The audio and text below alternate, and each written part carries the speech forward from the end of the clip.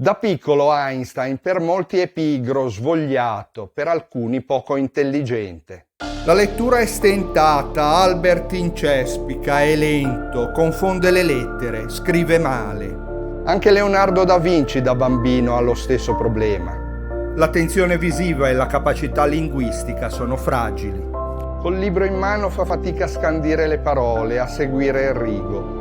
Non impara l'alfabeto, non comprende bene il testo. Proprio come Churchill, come Edison. I grafemi sulla pagina non diventano mai suoni, né i suoni si convertono in parole. È impossibile cogliere al volo queste sequenze come fanno gli altri, in modo automatico. Insomma, persone che lasciano il segno nella storia dell'umanità per la loro intelligenza, fin dall'infanzia non riescono a leggere o a scrivere correttamente. Ciao, sono Fabio, benvenuti sul mio canale L'amore per le parole. Dislessici diremmo oggi, non pigri né poco intelligenti, ma nati con un disturbo specifico dell'apprendimento.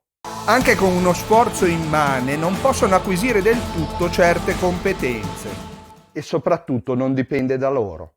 Ma un tempo chi è impacciato a leggere è uno svogliato, uno che si applica poco. Un buon a nulla, per non dire un ritardato, niente di più sbagliato. Le capacità cognitive del dislessico sono sviluppate in modo più che adeguato, è dotato, creativo, spesso una mente brillante. Che cos'è dunque questo ostacolo così invalicabile, la dislessia? Chi l'ha scoperta? E cosa significa davvero questa parola? Scopriamolo insieme.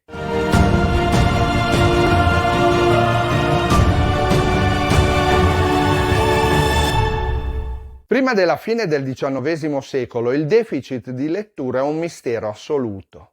Nessun danno cerebrale, nessuna malattia, perfetta capacità di intendere. Eppure c'è questa difficoltà nel leggere, i più colpiti sono i bambini. Cecità per le parole, questa è la definizione della dislessia in un primo momento. Siamo in Germania, è il 1878. I casi studiati sono tutti di dislessia acquisita, dovuta a trauma o a degenerazione cellulare. I pazienti sono adulti, non riconoscono le lettere, le mettono nell'ordine sbagliato. Fanno confusione con i segni di interpunzione. Non inquadrano bene le sillabe. I caratteri sembrano spostarsi continuamente sul foglio. Non li vedono, insomma, come fossero ciechi. La parola dislessia nasce qualche tempo dopo. È un medico tedesco, Rudolf Berlin, a coniarla. Ma è un oculista inglese ad utilizzarla quando la base della disfunzione è genetica. Si chiama Hinshelwood. Capisce che nei bambini il disturbo è congenito e non è così raro come sembra.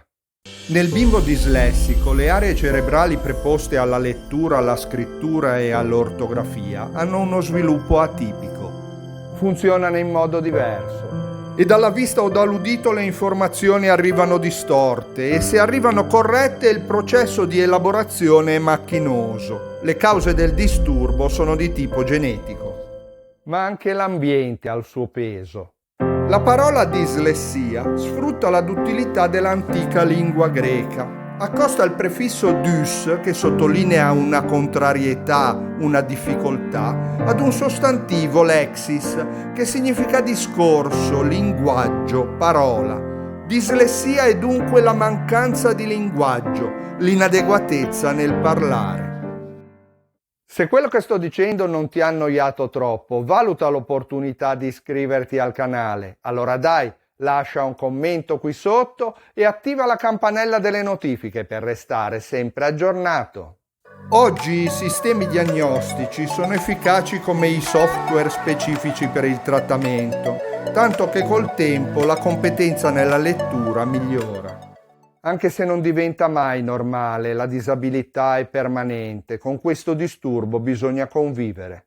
È l'etimologia della parola, dunque, ad insegnarci come la persona dislessica non sia malata. C'è solo questa neurodiversità innata che gli fa percepire il mondo in modo differente. Questa disabilità nel linguaggio, questa inadeguatezza nel parlare, che senza una ragione precisa l'accompagnano dalla nascita fino al resto dei suoi giorni.